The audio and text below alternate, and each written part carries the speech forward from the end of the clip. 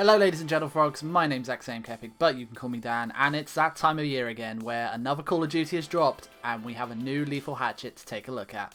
In today's video we'll be covering the Tomahawk in Call of Duty Black Ops Cold War, going through its stats, how it works as lethal, the pros and the cons, and finally a class setup. So if you're new to the channel, hit up the subscribe button. We want to hit 3k before 2021, let's go, XAM 3k, hashtag, we'll probably get a recruitment challenge out to you as well, we definitely will. So let's get into the video. So for those of you who have played Call of Duty since Black Ops 1, you will know that the Tomahawk is a throwable hatchet that delivers a one-hit kill to anywhere on an enemy's body. These became super popular and have been such a community favourite that we've had other incarnations in every Treyarch Call of Duty title since Black Ops 1.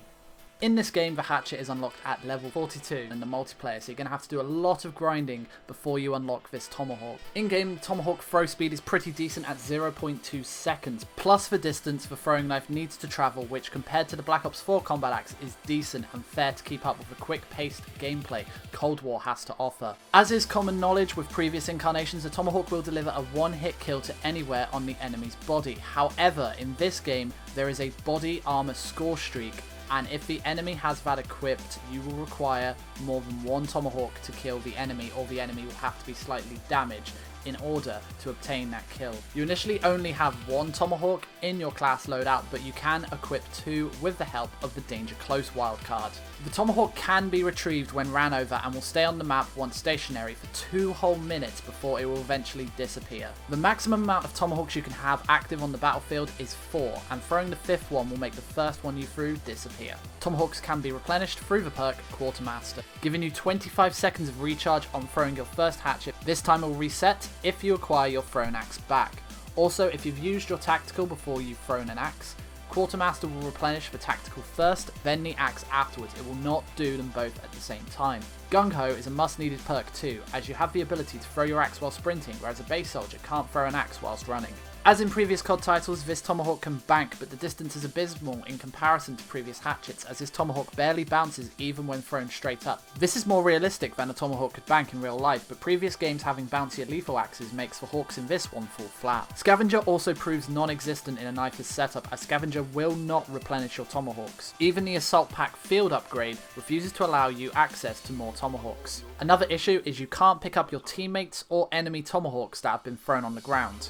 But there are supply crates on various maps in the middle that will replenish your Tomahawks for you, should you need that extra resupply. Currently, there are travel paths for Tomahawks in the best play, but given that even search and destroy there are no kill cams, it's highly unlikely you're going to see any decent throwing knife kills anytime soon. Straight up throwing knives are pretty routine, as you just look high in the air and it'll go roughly about 50 meters in front of where you've thrown and will kill an enemy instantly. One last fun fact about the Tomahawk in this game is that trophy systems will intercept hostile Tomahawks, as we've seen in Black Ops 4, making it even harder for knifers to get kills with them. The new introduction of field of view plays a massive part in the trajectory of a Tomahawk. If you're using field of view at 60, you'll have to aim quite high above the enemy, whereas using 120 field of view requires you to aim just above the enemy's head from a long distance. This is going to be tricky mainly for spot videos, as aiming will be dependent on your field of view. So for example, we can see in this video I'm aiming with the top of the little ledge. I play on 95 field of view personally because I find that more realistic and it's what I'm used to on console. But if you see in 60 field of view, the aim is completely changed to what I had it on 95. And then if we look at 120, again, it's just really different. So that's one thing that's going to play a part. If you're ever watching like Tomahawk spot videos, make sure you know what field of view they're playing on, because it might not be the same to yours, and that just that little tiny bit of height on where you're aiming can change. The final feature, and quite a fun one actually, is that for the first time ever, the Tomahawk has its own separate headshot icon to the standard icon seen on the kill feed.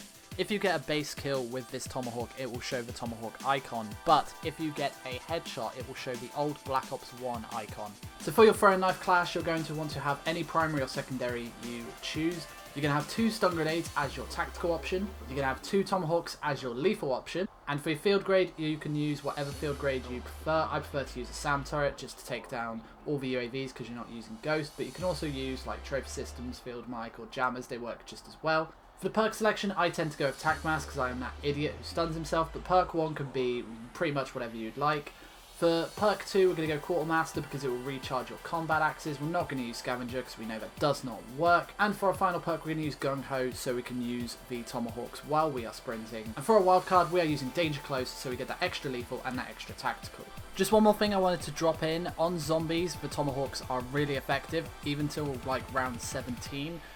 Didn't get too far, just wanted to throw this in. They are one hit up to round 17, don't know what round they get up to because it'll take quite a bit. Also in zombies, it's worth pointing out that if you have one Tomahawk, once you have no Tomahawks available in your slot, you do have to press square to pick it up, just to let the game know that you want the Tomahawk as your lethal, because you can pick other droppable lethals up. But if you have more than one Tomahawk, as long as you still have one Tomahawk in your box, it will allow you just to pick it up wherever it drops without you having to press the square button.